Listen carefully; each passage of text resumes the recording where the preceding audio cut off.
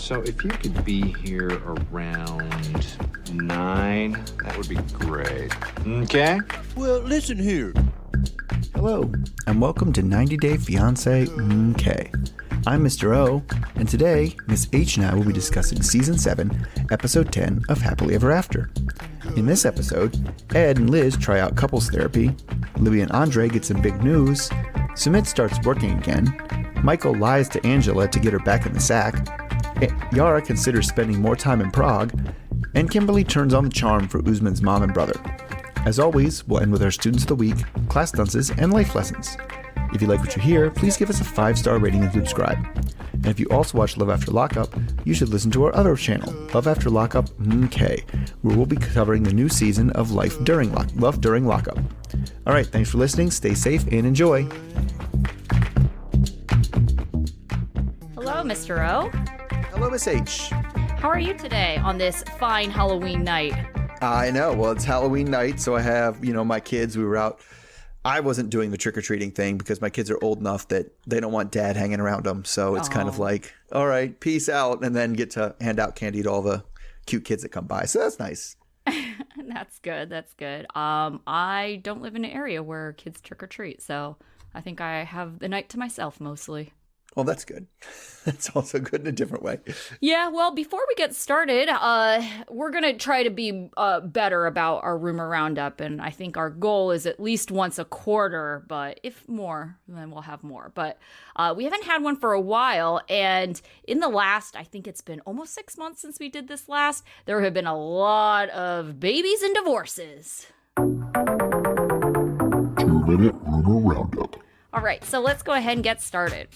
It's a girl for Lauren and Alexi, who had their daughter Ariel, born September 6th.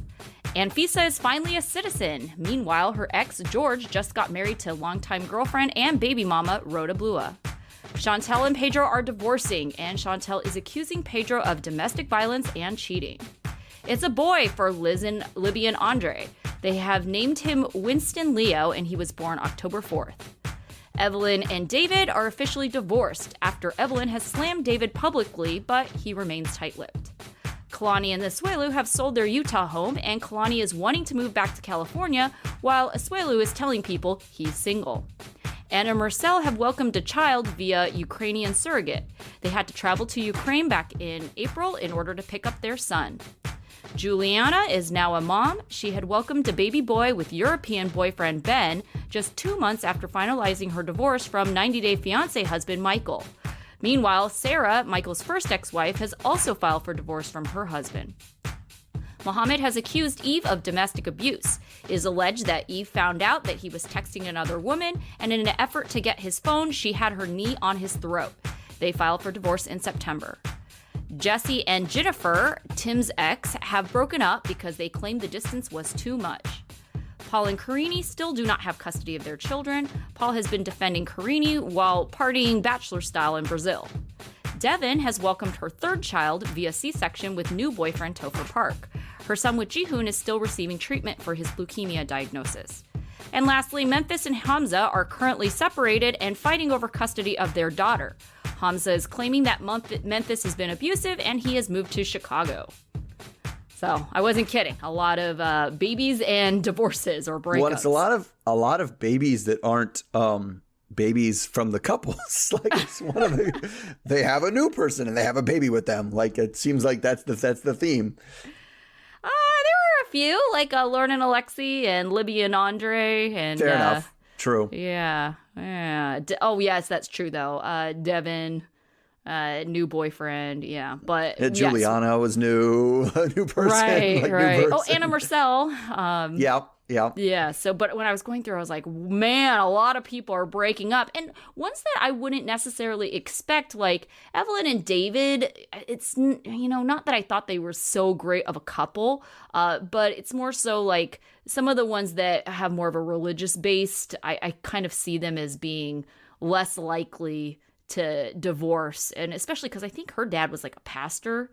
I feel like that's very anti what their religion kind of teaches them. I don't know. Everybody has a different kind of swing on religions on how acceptable divorce is too. Like there's definitely been definitely known, some churches, and I don't even know what denomination they would be, where the pastor himself was like 3 times divorced. And it's like, gosh. well, so maybe it's not so forbidden in that one. And I can also see them justifying it. Like Evelyn's making a very big deal that, he's been verbally abusive and just like narcissist and all this other stuff. And just, and I could see them kind of justifying it. And that's why she's making a big stink about how terrible David is. Whereas he is trying to take the high road and hasn't really said much about and you never know how that goes, because some people when the relationship is breaking up, it's just like, no, I'm throwing everything at the wall, like here it all comes. Like, well, back to this group, since, if you've only been recently watching a lot of those couples that we mentioned very quickly, or just news to us. But let's start off with a couple that was mentioned in our rumor roundup, and that's Libby and Andrei, because this was certainly taken a while ago, and we have since learned that they had their baby. So in this episode, we find out that they're pregnant. But Libby, Andrei, and Ellie are in the car. It's been a few weeks since the immigration meeting. Shortly after the interview, Libby and Andrei find out that Libby is pregnant. They are very excited for the baby, but they're kind of worried about their immigration situation. They're going to an ultrasound as a family. Libby says it's too early to tell, but she's excited about the idea of having specifically a boy. Libby envisions a body like Andrei with a personality more like his dad, Stefan, who she says is just like super chill. Libby is around 12 weeks, and Ellie, their daughter, is completely just entranced at this ultrasound. They discuss in front of the ultrasound technician the ideal time to make a baby announcement, and they're wondering when they should tell Libby's family. Andrei doesn't even want to worry about that. He just wants to focus on their family right now. Libby tells us that Andrei suspects someone in Libby's family reported Andrei to immigration. All right, so then fast forward, like I mentioned in the rumor roundup, they had their baby, and it was a boy, so congratulations to them, last month, October 4th. What do you think of Libby's ideal man? Body like Andrei, but a personality like his dad. I mean, that sounds just about right, yeah? Like, you can say what you want about Andrei, but I mean, if you're looking for, like, he's got a pretty good body at least, right? Sure. He's an attractive guy. And most people will say, I feel like most people like he's an attractive guy until he opens his mouth and he sounds like an ass, and I lose all attraction for him. Well, Anybody who's not attracted to him. Scowling all the time too. I mean, that's not a good look either. Yes, but his dad seems like really kind and chill. Yeah. And you're like, how in the world are you two related? It really is like that. It's like you must get something from where does all his anger come from? He just goes to anger so fast. Very angry. Yeah, it's very confusing, because you would think like, oh well, you would be chill just like your dad because you've learned how to like deal with other things too. And also his mom. We've met his mom like when they were in Moldova, and she also seemed super chill. It's like, where did Andrei come from? Yes, I was when we had them in Moldova, it was like, where did this angry person come from? Because as you said, both of his parents are very, very chill. But like, I don't know. Let's hope. I feel like one of those things. I feel like anger is one of those things that's like actually easily passed down, right? Because like just anger, and you can see it with her and her family. Like, and is just anger makes more anger. Right? Right. I wonder if there is an element of like nature, right? And not necessarily mean like there's an angry gene or anything like that. But it's like, well, look at Andrei's physique versus his dad's. Maybe he just has more testosterone. Yeah. I mean, maybe. Oh, I mean, but also you tend to get like, you don't get like that unless you're, care about your body and are like narcissistic about your body, right? And so like I feel like it's probably more of a a kind of guy who does that might tend to be more angry. Maybe it is maybe he's roided up. I don't know. Who knows? Right. I will say one thing, and maybe you can talk about Yara and Jovi next, but it's like Ellie, when she was like younger, I was like, oh, she is an awkward looking kid, and I feel like she's really growing into whatever look it was. And so she's definitely much cuter now. And I kind of feel like that way about Yara and Jovi's daughter too. I'm like, oh, she's an awkward looking kid. Well, yeah, I mean, I guess it's, I don't know. Maybe it's just putting a toddler on camera all the time. I don't know. That messes them up. But I feel like toddler, they're right at the age where they're supposed to be their cutest. And you're like, oh, you're not there yet. But Yeah, I don't know, Libby and Ellie, she was very kind of goofy looking. I don't know. And I was just like, oh, this is not good. But like I said, I think she's actually very cute. Like she's going to be really attractive adult. So, well, if it continues on this trajectory, let's just say that. Yeah. We can never. I mean, now that we have judged the relative attractiveness of toddlers, maybe we should move on to somebody else. Yeah. And we will move on. I'll do Yara and Jovi. So at the hotel in Prague, Yara and Jovi are like sitting there trying to deal with Mila. So he's working from the hotel room. Maybe he's working from the hotel room, whatever. He's on a computer. And Yara said she's going to go explore the city with Mila and her mother. It's not exactly Ukraine, but it feels more like home than the US does, especially considering the quality of coffee, which is better than the swamp water she has to drink in New Orleans. So while they're walking around, they talk about how much she likes it. And of course, mom just kind of takes that as an in to be like, well, if you like it, then maybe you should just move here. That would be awesome, right? I could watch your kid.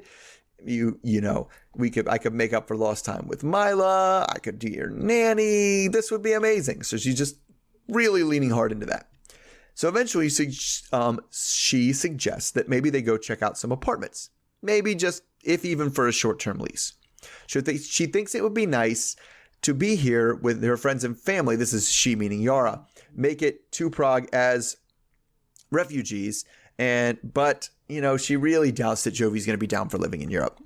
So in the next scene, they play, this is weird. I'm going to say it because we don't talk about the music very often. It was the Tetris music that they were playing. Oh my gosh. We've talked about how it's almost like cultural appropriation, right? Right. And most of the time they do the cultural appropriation. They're like, I know they're in India because they play some crazy sitar music and I'm making it happen, right? Exactly. And but this was like, it wasn't even vaguely like Eastern European sounding. It was the Tetris music. It was do, do, do, do, do, do, do, do, do, do, do, do, do. It was like, this is the Tetris music, right?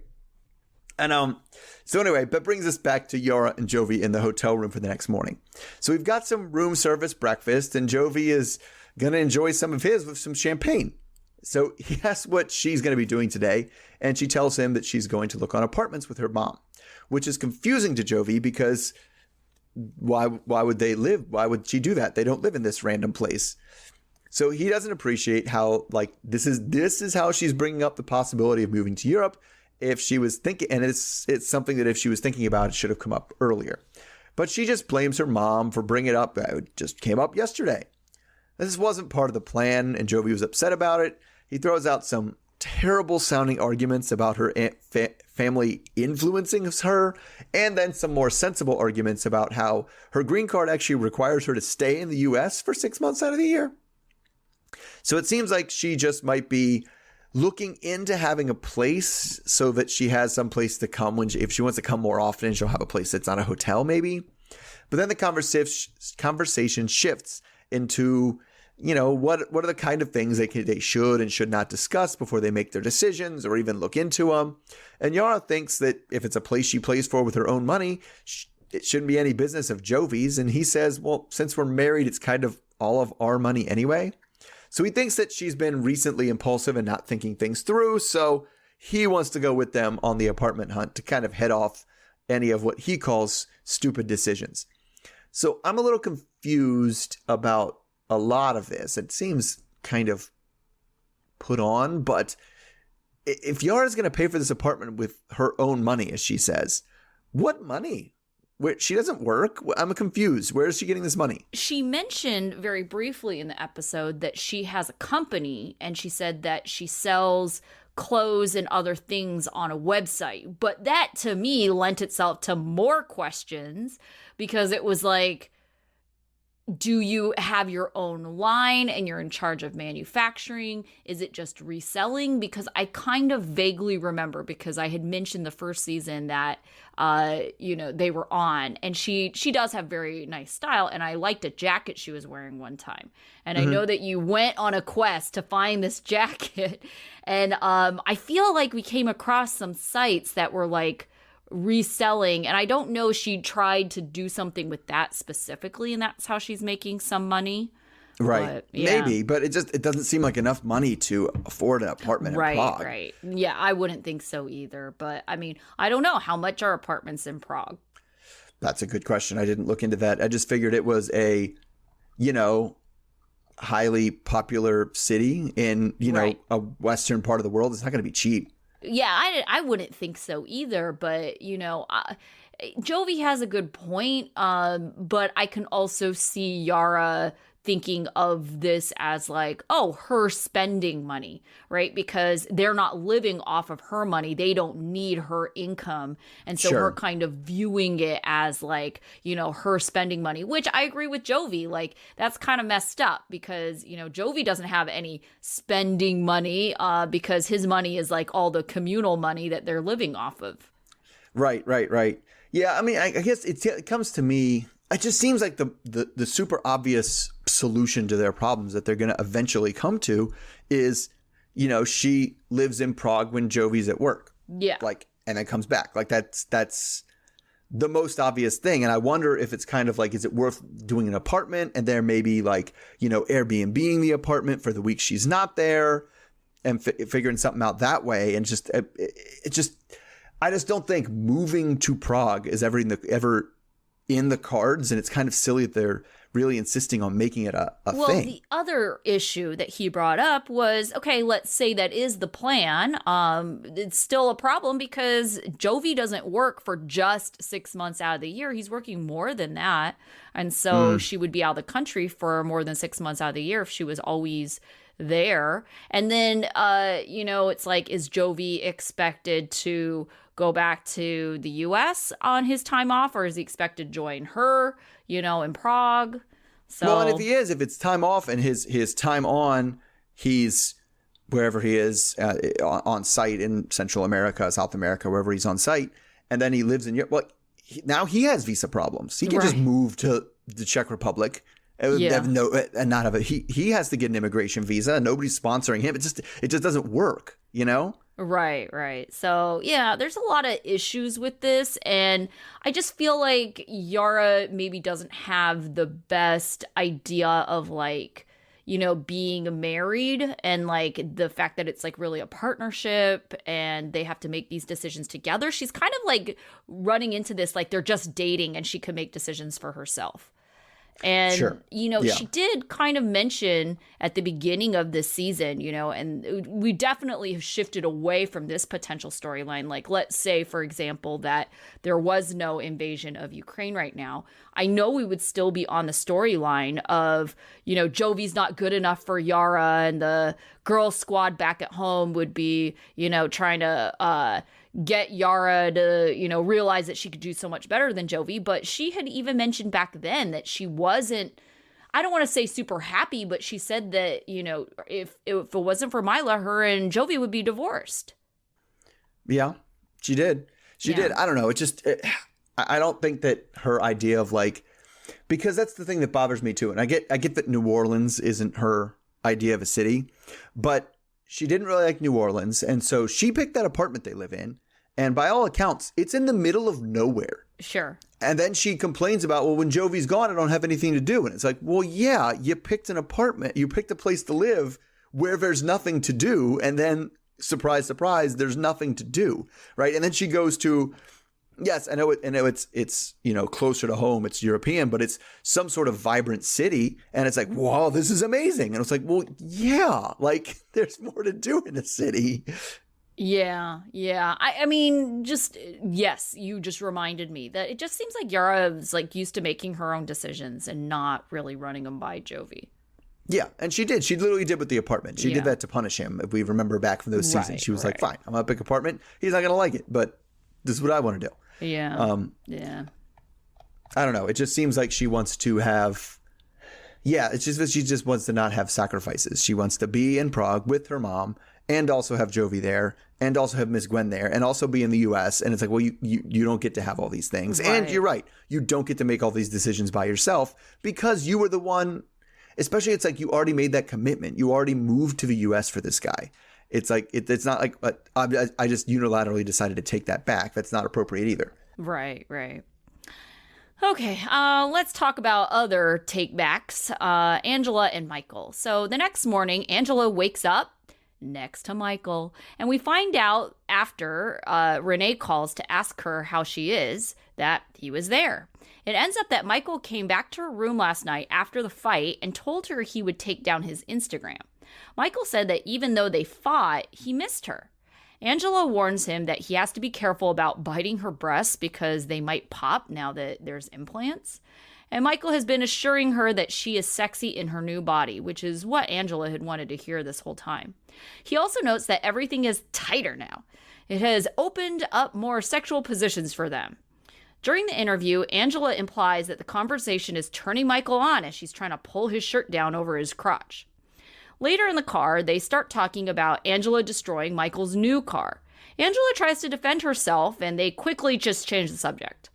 Michael then tells us he only told her he would take social media down so she would be in a sweet mood, supposedly to have sex. He then sits her down to talk to her about having a double income with social media. Angela has lost her voice, so she's having a hard time yelling at him. She's upset that he's lied. She feels like he lied so he could get some, and she feels insulted. Angela claims she is emotionally drained. Michael then says they should take down their social media together, and she claims that she shouldn't have to. She didn't betray him, so she doesn't have to take down anything.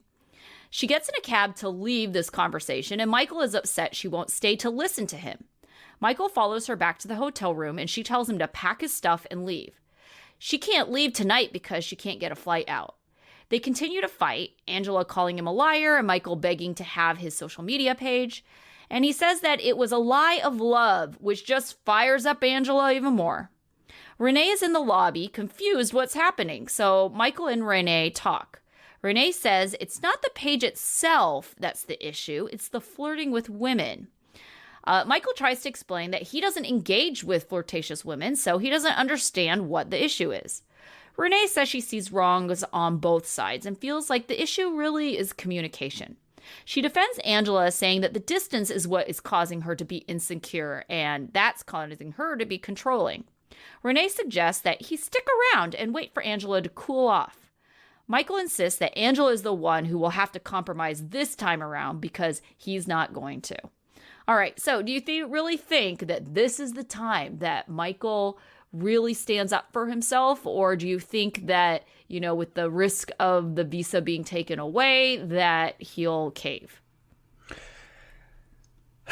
I mean, I think he's going to try to lie his way into the visa. I think he showed he showed his strategy there. Yeah. Like, yeah, I'll tell her whatever and then not do it. That's fine. We'll see how far that gets me. Right. Because I don't know. It's one of those fights that becomes a dumb fight, and I think we've all had them or known people that had them, where it's just like, it's not a big deal. I don't understand why you're upset. Well, if it's not a big deal, why don't you just do what I want? Oh, it's like, gosh. well, if it's not a big deal, you shouldn't be upset about it. It comes Right. that circular argument about how something isn't a big deal. And I feel like we're stuck there. Like, it's your social media account. It's not a big deal. Like, why are you so upset about it? And she's like, well, if it's not a big deal, then you'll take it down. And it's just like a whole nonsense. Yeah, like that reminds me of like the classic like young people getting married argument, right? Like, I don't see why you want to get married. I love you. It's not a big deal. Well, if it's not a big deal, then just get married. It's like, yes. And it goes around in a circle like that. So, yeah. Yes. I can definitely see that. Honestly, and I don't know if he knows the full extent of the visa situation, but if I were him thinking the way that Michael thinks in terms of like, if I'm really just trying to get what I want out of this and I was, had no qualms about being like shady, I would just take down my Instagram for however long this visa is going to go through, because, they're making it sound like any day now. And then as soon as you get imminent. your visa, Angela can't sabotage it any further or, withdraw the application and then put your social media back up. Like, you can live without social media for another month? Yeah, that's what it sounds like. Yeah. I mean, if he's willing to, because that was just, I did laugh so hard when he was like, they put in the interview, he was like, yeah, no, I'm not taking that down. Yeah, I just told her that. That's not going to happen. Like, I just told her that to calm her down. It's like, and again, and we did see that, calm her down and get her into bed, which is just shut her. Like, oof. But yeah, they're always like that, right? They're always saying the most ridiculous thing, and it's mostly Angela. Michael kind of looks embarrassed most of the time when Angela's like yapping away about how great the sex is and all this other stuff. And how you can, how you can see the coochie, and it's like nobody wants to see the coochie. No, Angela, no, and we don't want to hear about it. Like, good for you guys, you have a healthy sex life, and it's fun for you all. But yeah, we don't need to be privy to those details or anything like that. I mean, bottom line for me, I think the bigger takeaway, and they could have been very vague about it, is he appreciates her plastic surgery because, they definitely made it seem like he was not about her new body, and she kept on saying that too. So it seems like he appreciates it. Good. End of story. That's all I needed to know. Right. Yeah. Yeah. Like, yes, he's into it. But it's funny that I guess the part that got me and still puts me more or less on Team Michael is like earlier she said something to the effect of, you need to take down your Instagram, and if you take it down, then you love me, and if you don't, then you love yourself. And I'm like, that's not a binary choice. Like, you shouldn't be in a relationship with someone who insists that you don't love yourself and instead you love me. That's a bad relationship. Yeah, actually, that's pretty interesting, too, because, they talk about that with Liz and Ed. And so we'll get to them later on about, conditional love. And she definitely, kind of sees it that way. Like, if you do what I want you to do, you love me. If you go against it, you don't love me. And it's like, you can have differing opinions without it meaning that this person doesn't love you. And it's so ridiculous that you're putting all this weight onto something, like you said, this is like, when you really think about what it is, it's such a trivial thing. Yes. Oh my God. It's just, and I thought that too. I thought that when we saw the scene where she was just crying, and it was just, I can't do it anymore. I just can't. He's just hurt me so much and blah. He's like crying through things. And if I didn't know his story, I'd be like, oh my God, did he cheat on you? Is he like abusive? Yeah. Is he taking your things, separating you from your family? Like what is this trauma he's putting you through? And her answer is, he has an Instagram account. Right. And I can see where she's thinking like, oh, it's not the Instagram account, it's what it leads to. But it's like, you're getting 10 steps ahead of what is actually happening. Yes. Right. Because it also comes down to like what the friend, I forget her name was, what Renee. She said, what Renee said, was like, she's like, well, it's you flirting with the women. He's like, I'm not flirting with the women. She's like, yeah, but you let them put googly eyes. And I was like, I don't get to control what they comment on my post, lady. Like, what do you want from me? Like that's the thing is I don't like that other people find you are attracted to you. Yeah. And it's like, what are you going to do? But it's just as unreasonable as, and this is just to me the most ridiculous thing that Angela has flipped out over, about the one picture of Michael on a boat and there happens to be a woman in the background who isn't even with the group, and she flipped out over that. It's like, you can't be in like a radius of other women. It's because she thinks like you're going to be at step 10. So there's so many things that need to happen. And it's like, even the risk of any kind of opportunity, it's like she flips out, and it's just like, that is such deep-seated insecurity, and that's not on Michael, that's on her. Absolutely. Yeah. I mean, that's the thing. If the potential of a woman to talk to your partner is so debilitating that you lose the ability to function, that's not his problem. That's your problem. It's unreasonable. You can't live your life like in an isolation box. No, it is. It's totally. I mean, I think it's unreasonable, because you hear like I remember that came up a few years ago, not to get political with it, but Mike Pence had that. He's like, I'm never in a meeting. I never take a meeting alone with a woman. And it's like, what the hell? Like, what are you like? Well, that is I mean, wacky. I can see that as being a little bit different, right? Because that's like, you don't want the look of like impropriety and being accused of something without a third party. And I mean, I think to me, that's a little different. To me, that's the same reason Oh, no, why. I back up because he said specifically to avoid temptation. Oh, okay. Yes, because I was going to say that. Because, I mean, there are some things like I never am I never meet with a student alone with the door closed. Absolutely not. Exactly. Yeah. So things like that. But it's not because I feel like I'm going to be tempted. No way.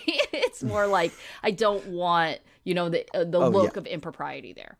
Oh, yeah, 100%. Yeah. I do get that. My classroom door stays open all of the time. Yeah. Yeah. But, yeah, I mean, it's just more of them. So let's go on to more people that do things that are crazy. That's pretty much everybody. But let's go Kim and Usman now. So we see Usman buying 2 sugarcane off the street and just like eating them raw, which is didn't know thing people did. He gets a text from Kimberly saying that she wants to talk. He's still talking about how he doesn't care if Kimberly breaks up with him because in his head, why would I care? I'm the one who's giving up more to be in this relationship anyway. But that's just for us, not for him. So Kim walks up to talk to him and they sit down to talk. So she gets right off to it and starts in hot by aggressively telling him how much it hurt her to hear him say that he could have thousands of beautiful women. He says that of course he has to say that because she threatened to break up with him. So what else would he say? It didn't really follow, but okay. Kim says that talking about the breakup wasn't really, breaking up with him wasn't really meant to be a threat. She was just making her expectations and deal breakers clear. Now, and that primary thing being that being a second wife is not on the table for discussion. So she says that people reacting badly to her boundaries isn't new to this relationship, and she's not going to put up with it anymore. She tries to explain the difference between boundaries and threats to him, and he says that, I never asked you to be my second wife. I was just talking about what my family said. So he wants everything to go well, wants her to leave Nigeria smiling. And his plan, now that he has one, is to call his brother Muhammad and really start trying to work on him with his mom. Because it was his other brother, Farouk, that was like really harsh and kind of blew the whole deal with his aggressiveness. So they're going to have this meeting. That's the plan. Meet with just mom and Muhammad. And she's okay with this plan because she hopes this time she can get a chance to turn on the charm. But also is still worried it's not going to work. So then we see him driving to this last-ditch meeting, which apparently has been agreed to. So at least that's part of the battle. So Usman says the plan is just kind of like to bombard them with the plan, the 2-wife plan. And if everyone respects each other, it'll go fine. So this time they have the meeting in public, and Kim and Usman get to the outdoor space. I don't know if it's a restaurant or a park. I can't tell quite where they are. They get there first, and this time they forego the head covering, but she wears a more traditional shawl. So she's very anxious about the whole thing, but Usman promises calm, and they pray out loud that things go smoothly. And then after a little while, Usman's mom shows up with Farouk instead of Muhammad. So yeah, it was Kim not feeling great, starts things off by talking to Fatimatu about how she was upset how they didn't really get a chance to know her as a person last time. And then Usman translates with a little bit of clarification. So Fatimatu said that she's not really comparing Kim to baby girl Lisa, Usman's ex. And really the implication here is who she is as a person isn't the issue. It's really about the baby thing. So she wants to get a foot in the door by kind of showing them that, look, my son is black. That's cool, right? That's a connection. They're very surprised by that. And they're also surprised that she was in the army, which appeals to Farouk since I gathered he's also a veteran. So Farouk tells them that he didn't mean to offend and apologizes for his behavior during the last meeting. He tells Kim that he tells us that he's gradually starting to warm up to Kim. But he was just trying to protect his brother Usman from another baby girl Lisa situation. Yeah. So he likes Kimberly better than Lisa, but says it isn't sure that this is the choice. This situation works for Usman. So his mom has a proposition for him, though. She wants him to meet potentially to marry a cousin of his. She was like very specific. It is your paternal first cousin. I was like, we're not even like making distance. Okay. Oh gosh. That's very concerning. Who was waiting at home, like just waiting there for him to come home and date her, I guess. Anyway, Usman translates for Kim that his mom won't agree to anything if there's not a childbearing woman involved, and how there's somebody waiting at home for him kind of like as a potential suitor or whatever, but leaves out the part that it's his cousin. Oh, God. So Kim tells us that being first wife is a line in the sand for her. They kind of basically leave her with all right, if that's your plan, like, tell us what it is when you figure it out, like, because we aren't going to stand for that. So Kim wanted him to stand up for her much more, and doesn't want him to go meet his cousin. But Usman thinks that he should, just, to kind of keep the peace and placate his mom. So I guess we're at that part right now. We're here in this story here in the season where I have to ask, is Usman marrying his cousin a good idea? Oh, God. I'm not going to hate on it because I have a feeling that it's within their culture, it's perfectly acceptable. It's probably not at all that unusual. Yeah. I don't think it is in the U.S. I don't know how far of a distance you have to be from family before it's not part of legal marriage, but I think you have to be a little bit farther out, right? Yeah, I think like you have to. I'm looking. something. It's state by state. I know some states are serious because they make you get blood tests.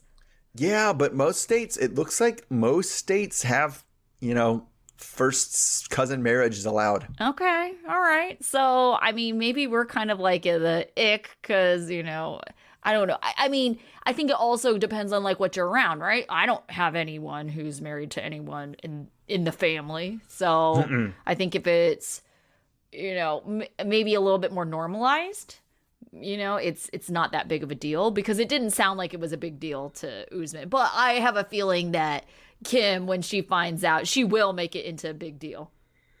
Oh, yeah. Yeah, I can't imagine. It's certainly a cultural thing, because I think that most Americans are like, that tends to be the American culture, is your first cousin? Absolutely not.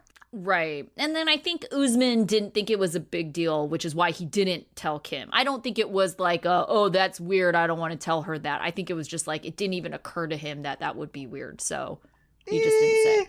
I feel like he knows Americans well enough to know that it would be weird. But the thing is like, we don't know about his dad. I mean, his dad was a multi-marriage like person. He could have all kinds of things and going, 10 siblings. It doesn't seem like it's somebody he met. Like, part of the reason that it's so icky here is because in the States, we tend to know our first cousins pretty well. Mm-hmm. And that's the kind of thing that makes it really gross about it. It's like, it's not necessarily that, you're not disgusted. There's a natural disgust about like being with your siblings or anything, but that comes from knowing them when they were children.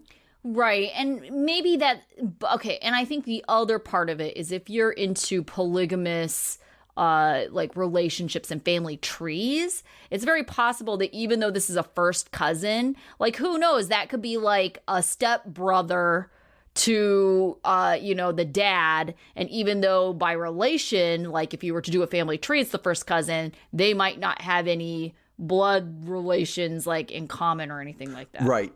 No, I think it could go either way. It could be that by blood it is a first cousin, but that's just a person from the street, like from a town over, that whatever, that's how we made the connection. And it used to be more common among like just people in general. I just think it's definitely, I don't know if it's more weird from Americans to generally be so put off by it, but it's certainly a cultural difference, but like all of this is cultural difference. Like, I don't understand why Kim doesn't get that this has nothing to do with how good of a person you are, and has nothing to do with how much Usman likes you or loves you or how much you love him.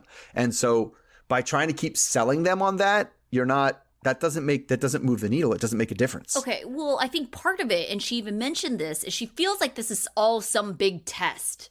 That like they're trying to run her off, and if she sticks around long enough, then she's passed this test, right? Because she even says, like, I feel like I'm being tested. And it's like, what exactly do you think this test is? Like, you got to ask 3 times and then you'll, like, get in or something? Or, you know, it's like they're trying to see how really loyal and really devoted she is to this cause.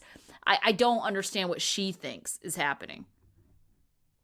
Yeah, I don't know. I mean, maybe she thinks it is that kind of test. Well, how devoted are you? Are you going to keep coming after even we say no? And then eventually we'll say yes? Because I don't know if I see that happening. I don't either. I thought they would have caved the first time if it happened. This second time, it's like, I do not see them, you know, and I understand their reasons. And I thought it was very, like, productive of them to say, you know, we don't think you are baby girl Lisa, you know, and saying that, like, we see you as an individual, but that's not the issue. The issue is the children thing. Right. And you can't do that. You cannot provide children. That's off the table. And yeah, and so trying to win them over isn't a thing. But, like, the thing is when you talk to it, and this came up last episode, the person that Usman thinks is going to budge is her. He doesn't expect his mom to budge. He expects Kim to come around to being the second wife. Oh, yeah, he for sure does. And honestly, out of the two of them, Fatimatu and Kim, I would kind of go on Kim being more likely to change their mind. Yeah, and I mean, I hate his reasoning for that she's going to change his mind, but I don't know that it's wrong because I think he has Kim pegged pretty well, and it's basically like, what is she going to do better than me? No, she ain't going to do better than me. Right. She'll come around, and she keeps coming around. I mean, even after the Zara thing, when she said she's done, it's like, well, he was able to convince her, right? And he convinces her with the yammy, and that's it. Like that's all it takes. Right. Well, okay. Talking about being able to convince someone to come around, let's talk about Ed and Liz.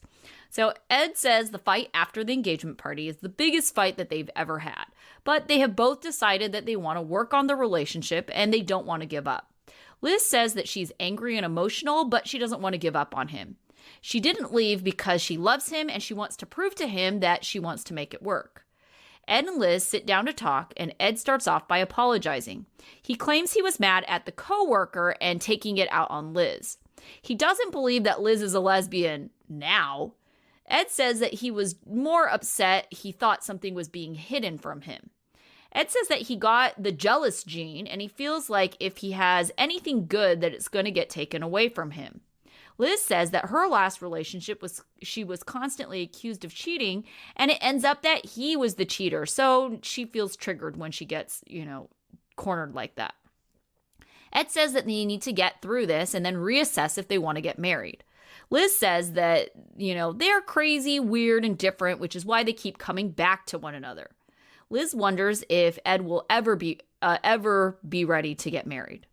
They hear some bells in a distance, and Ed jokes that those must be wedding bells. After, they head to couples therapy to try and rebuild their friendship and relationship. They start the session off by crediting each other for something. Ed credits Liz for working out, and Liz credits Ed for giving her space when she needed it earlier that week. Liz reveals that when she was financially dependent on someone else, she hit rock bottom where she had to send her daughter to live with her dad, and she had to live in her car. Liz has cut back on hours at her work since she's been engaged to Ed, but she really wants to be full-time. She wants to make Ed feel secure by not working late, so she hasn't been picking up extra shifts. Ed immediately wants to make a request, and the therapist shuts that down. The therapist then points out that Liz wanting to work seems to him to be a condition of the relationship, and Ed frames it as she is picking her work over him. The therapist says that Liz needs to have a separate life and that no love is truly unconditional. All right, so we see them at therapy, and how hard do you think this therapist is trying not to correct Ed more than she already has? Yeah, I know. It's like she's just breaking every rule that she's setting forth to him. Can I make a request? It's like, no, it's not your turn to talk, dude. Like, this is not how therapy works. Okay. Shut up and listen. Let's even start off with at the beginning. It's like you're supposed to be crediting the other person. And like the way that it read to me, and and it wasn't even me. And I know Liz is sensitive about this, and I wonder how Liz took it, is basically like Liz got off her fat ass and worked out. It's like, that has nothing to do with you. Why are you crediting Liz for that? That's true, because it's not, she doesn't do it for you, but yes, it is like, well, give me a credit. Well, yeah, it's not quite there, but it's one step short of, oh, give her a credit. And it's like, well, she's got nice tits. And it's like, that doesn't count. You can't say that. That's not. I feel like in the context of him, the way he says it is, she's trying to get skinny because I like that. And it's just like, ew, what are you doing? Yes. Yeah. It's gross, but it is also, that's what all he wants is he wants a trophy the therapist. He doesn't even want that. The therapist was right, because they said, what do you want of the relationship? His phrase was already unconditional love. Mm-hmm. And she was just like, I thought the therapist nailed it, because she was like, she's not a dog, so you're not getting that. Like, I know, like he that just therapist wants a dog that he can have sex with. That's what he wants. Oh God, poor Teddy. But yeah, it is kind of like Teddy, right? And that's why I feel like he has such a close relationships with his animals, is because to him that is unconditional love and control. Yes. Yeah. Well, you control everything about it, and in turn they give you, unconditional love. Like, and so, but it is absurd, like, to ask for unconditional love. It's a ridiculous ask, and I'm glad the therapist kind of called him out on it. Yeah. Because, it's like, well, the first condition of love is that you don't intentionally hurt me, right? You don't cheat on me. You don't do things. These are all things that are normal conditions for love. Right. You let me have my own life is right up there, right? Mm-hmm. Like, you're choosing work over me every time you go to work. Like, what kind of, don't you have a job? That's how jobs work, dude. What are you talking about? Right. And this is why it kind of reminded me of Angela and Michael from before, because, Angela is like, well, if you don't take down your social media, that means you don't love me. And Ed is like, if you're not here at home with me all the time, you don't love me. Right. Which is a ridiculous ask. Right. Like, just on its face. Mm-hmm. Just and it's like, and I don't understand how you don't see that. How you don't see, if my partner has a job, it means they don't love me. Like, what? Right. What? Like, what world are you living in that your partner doesn't have to have a job? Yeah. It's crazy to me that he thinks like that. Yeah. What is frustrating to me about Ed is he definitely talks very condescending to Liz. Like, he's this relationship expert. He's this people expert. Even some of the stuff that he said. He always says that. I'm an expert at reading people. Nobody is better at reading people than I am. And I tell, Yeah. And then he's 2 seconds into this therapy session, and you're like, you're really awful at all the things you think you're good at. You're really bad at it. And it's just like but to me, the frustrating part of that is that if he thinks he's an expert, he's not willing to learn. And so I just think that this therapy is going to fall on deaf ears until he can really recognize that he has a lot of work. Because I feel like he's just like, hey, Liz, come to therapy with me. And it's more so because it's because you need work.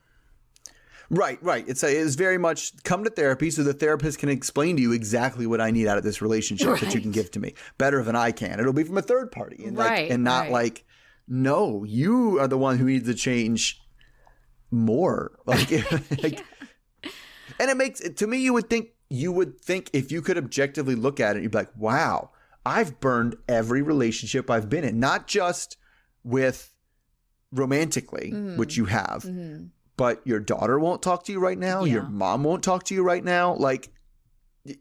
So who's the one who has the problem here? Right. Well, and this kind of goes back to Ed thinking he's kind of the better one in this relationship. Liz has arguably had a very not a good track record of relationships. And so he looks at Liz's relationships and he's like, oh yeah, that's worse. So, Sure. obviously she's the one who has problems in this situation. And I'm sure he would justify his lack of a relationship with his daughter and his mom on the fact that he is with Liz. And Absolutely. He absolutely yeah, does. so Yeah. to him, he's not the problem. It's Liz. Like, look at Liz's past relationships. And I feel bad for Liz. It seems like she just does not pick good partners. And yes, that's the common denominator. But it's like, yeah, Liz probably could work on herself to like put herself in a healthy relationship. But how she is in those relationships, I don't know if it's like as terrible as what her partners are doing. Yeah, but after this one, I was like, oh, as soon as I saw her get on the scooter with him, so like, oh, she deserves whatever happens. Yeah, it is difficult to feel sorry for her. Yes, I agree. At this point, like, he's giving you all the signs, man. Like, it's all there written very plainly out loud. And what happened to, and this is where I had hope for her specifically. She said, if we break up or there's any kind of like, instability in the relationship, I am done. Yep, she went back on that. So I'm just like, you're going to go through this same cycle of terrible until you're willing to like walk away from it. Every time you draw a line in the sand and you hug the person after they step over it, then that's what's gonna happen. Right. And the thing is like, really, you guys shouldn't be together, because she's like holding on to this idea like, oh, okay, well, we'll just go through this, but we'll just be together. And it's like, there's no scenario where you guys should be together. And it's tough. Absolutely not. It's tough to accept that, but it's like, there is no scenario where you should be together. Well, and then the other thing too is like, yes, because even when you listen to him talking about like, why do you want to make this work? She says she wants to make it work because she really loves Ed. Yeah. He says he wants to make it work because he doesn't want him to be a divorcee again. Oh, God. Like, okay, so it's about you. It's about you not wanting the label of twice divorced. That's what's driving you into this relationship. Like it's just that like a super hurtful thing to say, and that just like blew past everything. Like nobody even noted it. Yeah, well, he's not my favorite. All right, well, on to my last group with things. Lots of things were going on in this one, actually, and that's Jenny and Sumit. So Sumit is getting ready for work by teasing his hair out with a blow dryer for a really long time. And Jenny brings him some chai. So there's a little bit of Sumit putting his foot in his mouth about like talking about like, oh, I'm doing what I want to do, which is apparently work 7 days a week and not be with Jenny. So he's starting up this restaurant again with his friend that apparently closed for the pandemic. And the worst part for Jenny is it's really important that these restaurants are open 7 days a week. So he thinks he'll have to be working 6 or 7 days a week, even though Jenny insists that he only work 5. So there's nothing in the fridge for lunch. And Sumit asks her, if I'm going to work, could you come do some shopping to cook for dinner while I'm out? And so she agrees to do that. And that's what she does. So we see her. She feels like she has no choice. She's never actually done this on her own before. She's always gone with Sumit to the market. And then Sumit leaves and Jenny steps out to the market on her own, which she hopes isn't going to be something she has to do every day.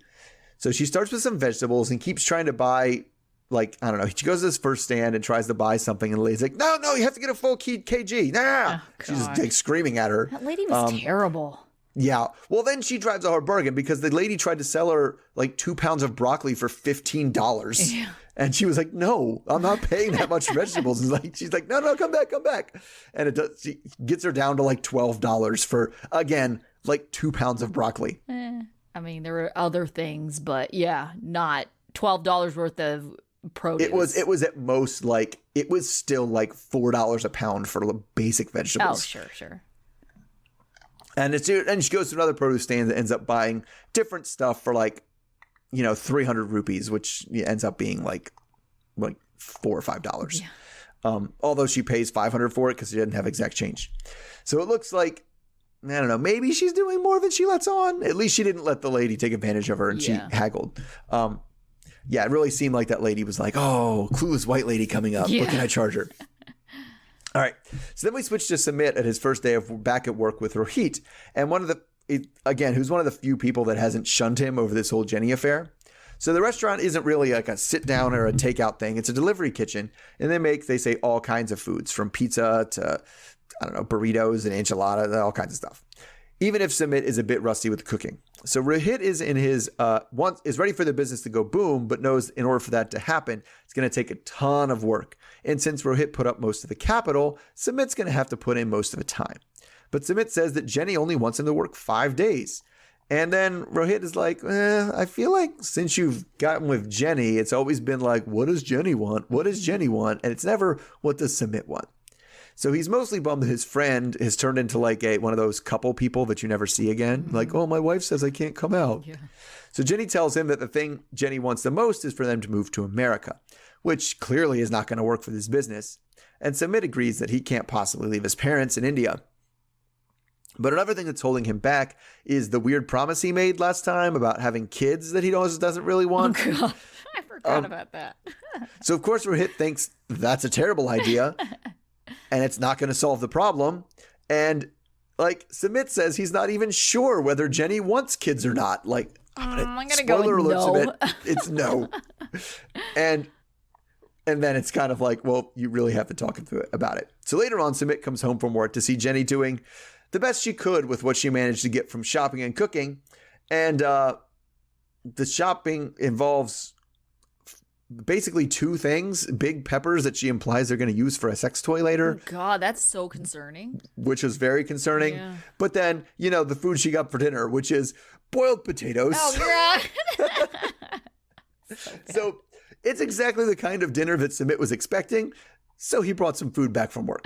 So she says she's used to American boxed meals, so this actual cooking is way more effort than she wants to put in. So she asked about his day when they were done eating dinner, and that's when he brings up how he asked him to work 7 days a week.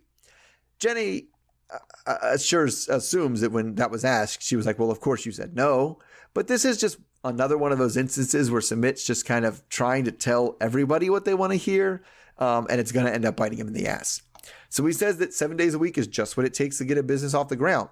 But she suspects that, you don't really want to be working for 7 days a week. You'll be out there hanging out with your friends. Friends like Rohit, who she's worried that he'll come home drunk after work. So she seems to think that life should just be work and her. And he protests a little bit about that's not what he wants. And Jenny thinks that now that they're married, he's changed. He's like got her locked down. So now he's going to be, not as attentive to her. But maybe it's just an age difference thing. So he just wants some kind of social life, and he thinks that will improve with work, because at least he'll be out away from Jenny at some of the time. And it'll give Jenny to work more on her basic housewife duties. So then she's kind of just left wondering where she fits into all this. All right, so the question I have for you, because I thought of this when I was watching the show. Have you ever seen this show on Netflix called Old Enough? Oh, no. It's a Japanese reality show where they send toddlers out to run errands. Oh, I think I've heard of this. In Japan, it's called My First Errand, but in America, they run it as Old Enough. Oh, that's cute. That's so adorable. That's all I could think of when Jenny was going to this market. Like, is she going to remember the on onions? Her social media. Yeah. But I didn't get it. I was like, I was going to text you, and I was like, I don't get it. Yes, but it's like, is Jenny capable of running this errand? It's like, why are we having She did an okay job, I think, especially with like language barrier. She clearly has not made any attempt of like learning any foreign languages here. She 100% relies on Sumit. So, I mean, I think she did okay for herself. I mean, she stood up for herself during that lady who was really trying to like just take advantage of her 100%.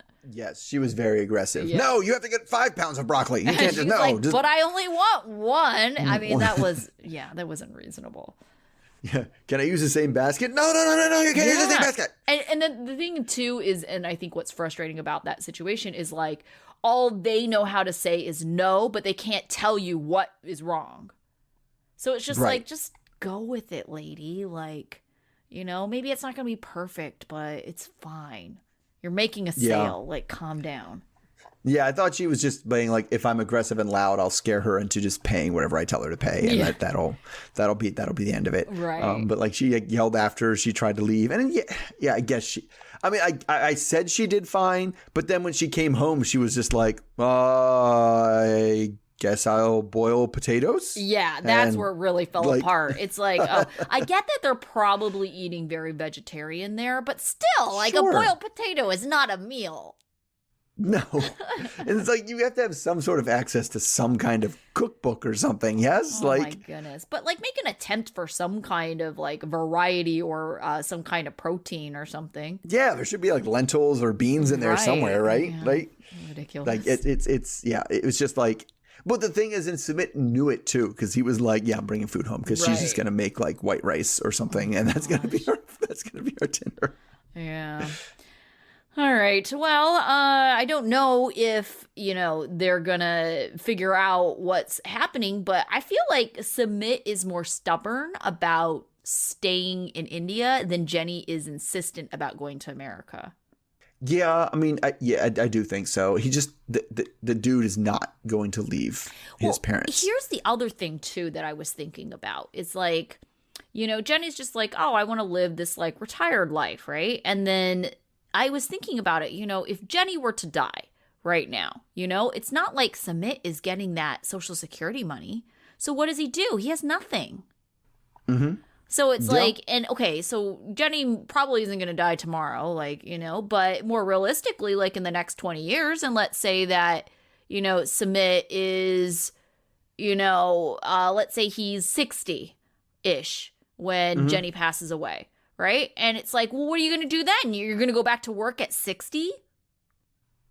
Yeah, I mean, yeah, you would have to. Right. So, I mean, he needs to build his own retirement. That's what he's doing. He has to work, and I Yeah. understand that he has to work and he has to make money. Like that to me is normal. But and the thing is, we give other people a hard time. What she's asking of him is absurd. Yeah. It's spend all of your time with me and nobody else and me. Mm-hmm. And that doesn't even work in retire. Like, I imagine my retired life, like, sure, am I probably going to be with a partner? Absolutely. But am I going to like do things with other people and like hang out with friends and do retired? Like, yes, I'm going to do that too. Like, it's not Yeah. going to be me and my partner in a house alone Right. for my entire retirement. Yes. No, I agree with you, but I think you're also thinking about it in a different context, like, right? Because you're thinking about you're in a community of your friends and family, and you're in a community where even if you didn't have your friends and family, you would be able to meet and connect with other people. Like Jenny doesn't have that. She has not learned the language. She's not amongst familiar friends and family. They're kind of like in a weird way being shunned by the community as a whole because everybody thinks it's weird. The age difference as a couple. I mean, we've interviewed almost every single Indian person available and they've all said the same Right. thing about how shocked they are. I even within the show, they have not found like long term, and she has been there for years. Yes, right? And they have not found one person to come on that show and be her friend that she talks to stuff about. Yeah, that's about actually Sumit really with. true. Yeah. Right? And Yeah. that's on her, man. That's not Sumit's fault. Yeah. Right? It's kind of nuts to be somewhere for 3 years and not have anybody outside of your partner. Right. I feel like, the easiest thing to do would be to go to like a Hindi class. There's got to be expats, Yeah, right? or There's got to be something, Americans there. right? To learn the language. And then I think by default, you will meet other people that speak English if you're going to, learn the language. Other people that are in a similar situation as her, where they're Right. living I mean, abroad. there's no way, maybe it's me, that's my things. There's no way there's not an American bar in Delhi. Oh, sure. I'm sure there Right. is. Yeah. And that's what I'm saying. Like that would be a place to start, right? Yeah. Like, and to find something, you find people who speak English, maybe they know people and you kind of go out from there. But like, she just made no attempt. She just seems to be like, I just want to be with this one dude. And then she sounds a lot like Ed at the end here when she's talking about, I don't want you going out and having a boys' night out. I don't want you coming home drunk. Like it's too much. Yeah, sometimes it happens, especially with young people. He's like 30. He don't look 30, so I think we forget sometimes. But he's 30. That's still like party phase, especially if you don't have like kids. Oh, exactly. Yeah. Okay, so we did not, speaking of kids, we did not hear from Bilal and Shida this week. So good. out of the group we did see, who would you say is your student of the week? I'm going to go with, I don't know, Libby, I guess. I don't know. She's pregnant. So that's always Congratulations. tough. Yeah. And she's not the one who's pregnant being like, we should tell only some of your family. She's like, come on, like, that's just silly. Yeah. I actually went with Jovi. I thought that he reacted to this crazy news from Yara pretty well. And he didn't outright say no. He just kept on saying, like, we need to talk about this. We need to make decisions. I want to be there when you're making a decision. And I thought that was like a fair approach to it. Yeah. That's true. That's true. It was like, we just need to talk about this before you go out looking at apartments. Yeah. Okay. So how about your dunce? I'm going to go with Liz. Mm-hmm. Like, just because now that's really dumb. Like, you said you would break up with this relationship. You said you'd be done if he even hinted at breaking up again. And here you are back. Here you are telling us you are in love with it. Like, I was just so incredibly frustrated with her and been like, and I see why it gets to the point where you see why people write them off. Yes. Because, and like, I'm done. Don't talk to me about this anymore because you know how it was.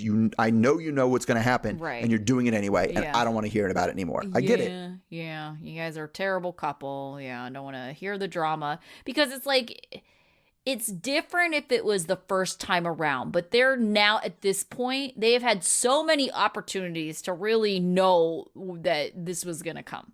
Right. It says 8 official breakups, and we probably had, at least 5 or 6 more half breakup. Yeah, I'm going to count that last one, the engagement party one, as a half, because I'm pretty sure they said they were done. Yeah, but that is, it's beyond me. I don't get it. Yeah. Well, I actually went with Angela. Surprise, surprise. I did not appreciate her getting into details about the sex. I just thought she was unreasonable in her request. When Michael is trying to have a conversation with her, it's like she can't even listen to his side. She has to walk away, cut him off, try to talk over him. And I feel like that's the reason why she left, is because she lost her voice and she couldn't yell at him. It was like, well, the next best thing is to run away. And it's just like, she's trying to make herself out to be the victim. And it's just like, just stop, Angela. We all know that this is who she is. This isn't like, a one episode dunce incident, but Sure. All right, what about your life lesson? So my life lesson goes with them. It's actually directed at Michael though, and it's like, no matter what your intentions for them, like, lies are lies, and you can't tell yourself that the lie of love is like any better, and especially when you clearly just told a lie so you could have sex. Then afterwards we're like, yeah, about that. That's we focus on how gross Angela can be, but that was a pretty gross move from Michael. Yeah. Yes, definitely. It reminded me of, I've been watching Single Life on Discovery Plus, and some guy lied to Veronica, Tim's ex, to get her to sleep with him. And I'm just like, wow, this guy sucks so bad. I'm just watching and I'm like, I hate this guy. So yeah, that's bad. My life lesson, I guess we could say, is aimed towards Angela and Michael and Ed and Liz. And it has to do with what we were talking about earlier about love being unconditional. I agree with the therapist. Love is conditional. There are conditions on love, but that just means that you have to choose your love when things aren't meeting your expectations and keep that line of communication open. You can't just assume that because someone is doing something, it means they don't love you. Yeah. Right. Yes. Yes. Yes. It's just doing anything, because it's not even what he's at. That was even beyond unconditional love, because she did mention dogs and children. And so I do feel like I have unconditional love for my children, and they could do awful, terrible things and I would still love them. Yes. Right. But that doesn't mean I spend every waking hour obsessing over them. Right. That's not the same thing as even unconditional love, you know? Yeah, definitely. All right. Well, we will be back next week with some family therapy that I'm not really looking forward to seeing. And Yeah. Yeah. Other stuff. Other stuff too. Yeah. Okay. Well, we'll be back either way next week. So until then. All right. See everybody then. Bye. Okay. Bye.